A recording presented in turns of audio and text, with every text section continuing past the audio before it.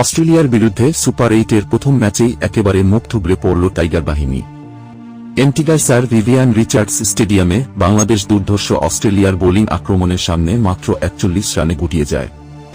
জবাবে 11 ওভারের মধ্যেই 2 উইকেট হারিয়ে স্কোরবোর্ডে 17 রান তুলে ফেলে অস্ট্রেলিয়া। এরপরে তুমুল বৃষ্টিতে ম্যাচ আর চালু করা যায়নি। ডার্ক ওয়ার্থ লুইস নিয়মে শেষমেশ অস্ট্রেলিয়াকে 28 রানে জয়ী ঘোষণা করা হয়। বাংলাদেশকে 100 রানে থামিয়ে ব্যাটারদের কাজটা সহজ করে যান অস্ট্রেলিয়ান বোলাররা। সেই পথে হাঁটতে ভুল করেনি অজি ব্যাটাররাও। 2 ওপেনার ডেভিড ওয়ার্নার ও ট্রাভিস হেডের জুটিতেই জয়ের ভীত করা হয়ে যায় অস্ট্রেলিয়ার। পাওয়ার প্লেতে পাওয়ার দেখিয়ে কোনো উইকেট না হারিয়ে স্কোরবোর্ডে 59 রান জমা করে অস্ট্রেলিয়া। এরপর বৃষ্টিতে কিছু সময়ের জন্য ম্যাচ বন্ধ থাকলেও এগিয়েছিল অজিরা। বৃষ্টির পর আগ্রাসী হেডকে 31 রানে ও অধিনায়ক মিচেল মার্শকে 1 রানে সাজঘরে ফিরিয়ে অজিদের ইনিংসে লাগাম টেনে ধরার চেষ্টা করেছিলেন রিশাদ হোসেন।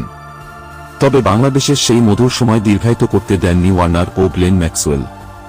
ফের ব্যাট হাতে চড়াও হন। তাদের যতক্ষণে বৃষ্টি এসে থামিয়েছে ততক্ষণে ম্যাচ থেকে ছিটকে গেছে বাংলাদেশ। 2 ওভারে 2 উইকেটে অজিদের সংগ্রহ 100 রান।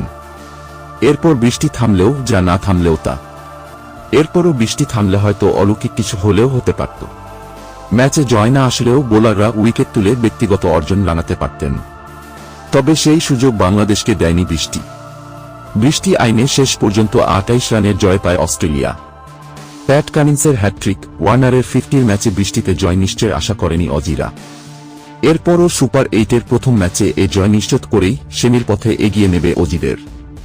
আর বাংলাদেশকে এ হার ফেলে দিয়েছে কঠিন পরীক্ষায়, যেখানে সেমিতে খেলতে শেষ 2 ম্যাচে ভারত ও আফগানিস্তানকে হারাতেই হবে নাজমুল শান্তর দলকে।